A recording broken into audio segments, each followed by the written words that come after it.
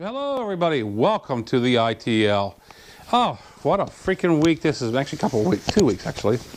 And pardon me if I make noise with my microphone. I gotta get out of the road and move it a little bit here, going back up. There you go. But anyway.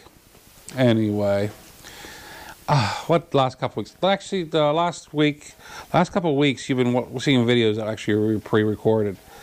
Because I mean, I figured, well, it's good to have it be, have a little bit of leeway there, just in case something would happen, and it did. It did. I got sick, just like a lot of us did. I got sick, and I mean, I've been down and out on my back, coughing, choking. I mean, weird things come out every orifice, and orifices I didn't even know I had. But yeah, I mean, it was nasty. I mean, I was as bad as a freaking gopher on steroids, and it was like, oh man. But anyway, enough of that sickness. The weather today is actually pretty warming up. The snow's melting away we've had.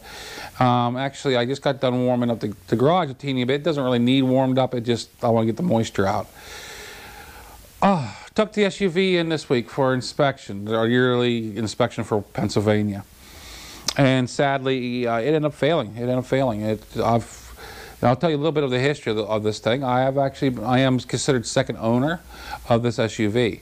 It was only 6 months old whenever I bought it. It was less than 12,000 miles. People ordered it, got it in, and drove it for about, not quite 12,000 miles, and decided it was too small for them.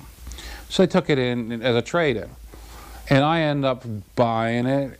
So basically, technically, I'm considered second owner, but people have actually said, I'd consider you first owner because it was so new. It was only 6 months old. I mean, it could have been like a dealer tester, for that little bit of mileage and that age. And I'm like, yeah, but it was an individual. But it's due to the fantastic rust belt that I live in. You can tell it's got a little bit of salt and dirt on the side right now. It needs a bath. It's got a little bit of what I call rustosis. It's just the frame starting. There's got a little section around. You've got these little holes in the frame for drainage in the back, and they're kind of just wallowing out due to the rust. Nothing major. Nothing. I thought it was actually, whenever I first seen it in the poor light, whenever it got inspected, I thought it was worse than it was.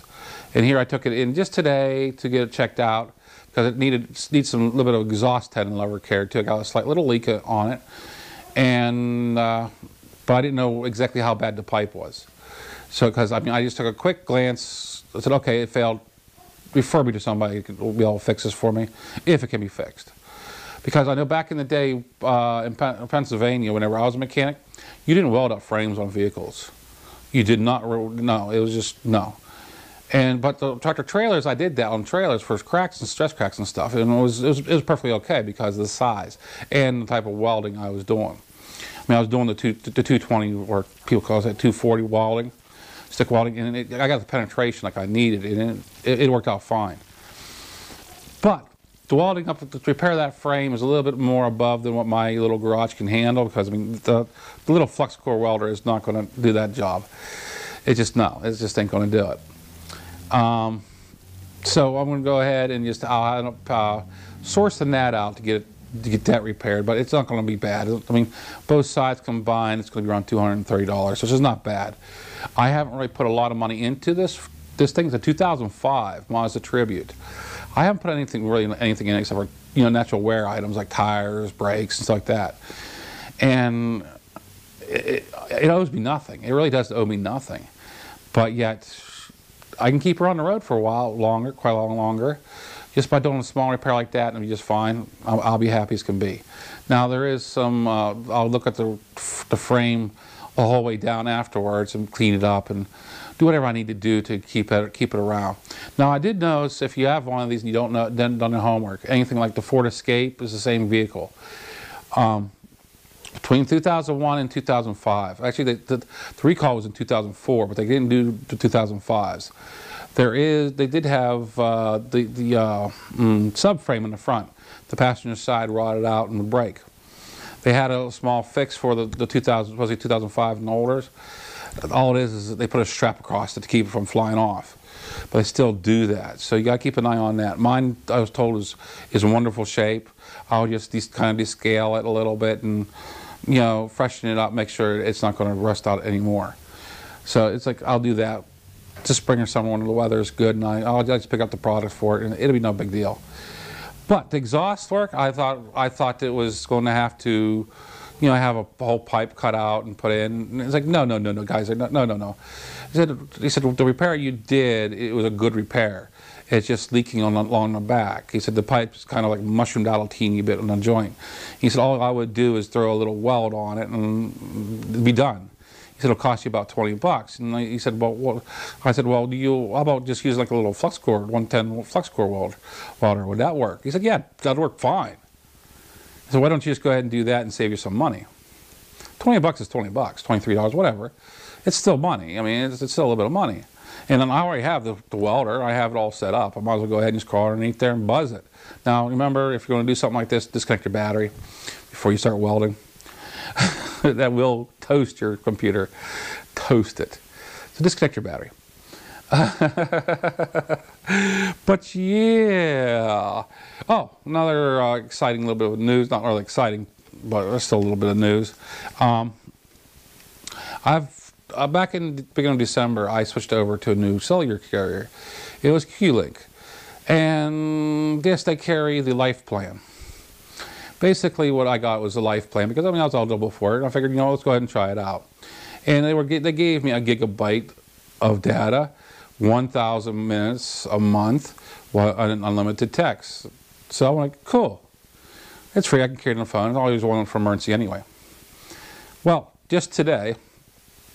Well, last week it was actually, from last week it was like getting the back. You could tell the back of the cell phone was getting hot for no reason. It was just sitting there, not doing anything. And so I shut it off and let it cool down, turn it back on. Didn't think anything about it. Well, today it actually locked onto as if I had my headphones in it. I don't use my headphones often in it, but it locked on as if I had my headphones, and that's the only way you can use it is with the headphones. I found out after that. So I called them up and said it's still under warranty, but the thing is, I started thinking, if these, after doing a little bit of research online, these phones are, I mean, come on, they're cheap junk phones. They're cheaper, junkier than the one I had, the blue phone. And I want a dependable phone. So I went ahead and fired up my old blue and got it back on my track phone. Yeah, it's a pay-as-you-go plan in a way. I have a family plan set up so it reloads it every month, so it's not a big deal. And it's almost nothing as far as money goes. So I'm like, I'm willing to pay for a little bit a month to be able to trust my service, to trust the phone I have, not be wondering if it's going to work or it's going to lock up on me. I'm like, no, I'll just go ahead and stick with my blue phone.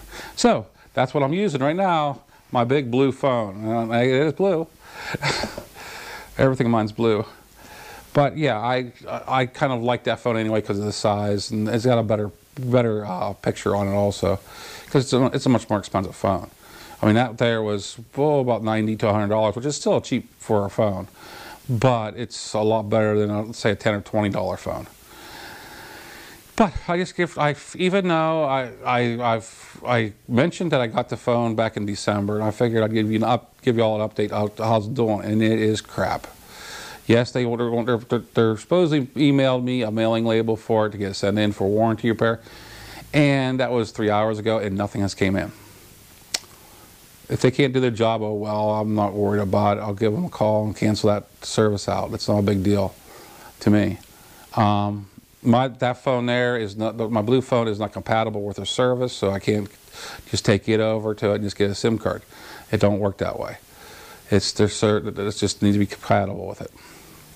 That's okay, because it's got to be like I believe like a Sprint style service.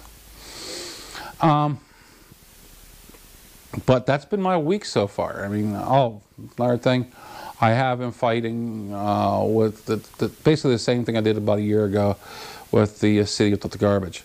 And yes, my garbage is paid up. I mean, I'm not a deadbeat or anything, but yet there was a time whenever I was a little bit late on the bills, and it put me in the wrong, even though what I was told on the phone was not what they said in the court.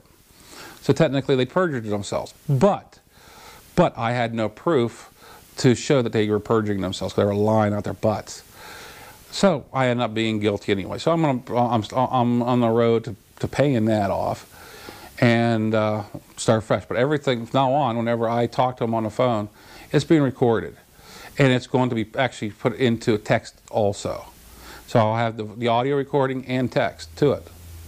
Because I'm not playing games. And will the judge use it in court? They should be able to use it in court. But I'm not going to use it for that. I just wanted to use it to show the judge, hey, this is what's happening. Because he actually mentioned to me, if I have any troubles at all in the future, come to him and we'll try to get it straightened out. I think he realized that, hey, the situation I was in and that things wasn't quite kosher what that was being said. This is actually going to be an add-on into the ITL because I actually forgot to mention this. Might extend the video out a little bit, but that's okay in my eyes. Especially with a little bit of information. If you got, for those of you, I know a few of you still use the GoPro Hero cameras. Some of you have the Hero 4s. I still have a Hero 2, matter of fact, with the Wi-Fi backpack. And this is what I'm coming down to. About a year ago, excuse me, about a year ago, or maybe a little bit longer, the GoPro app actually quit. Basically, what was the right word? They quit supporting the Hero 2. Well, I had an update. I put it on my phone and for it, and here it supports the Hero 2 Wi-Fi. It's not a biggie, but I mean it is an added bonus. I mean, I love using this, and actually, I don't know if you can see it. There's two of me. Cause I use this as basically a remote control for my camera, and also I can use it for my Hero 2 also. I mean, the Hero 2 still puts out a good video at 720p, and the audio is actually sometimes better than the Hero 4. But I mean, that's just my opinion.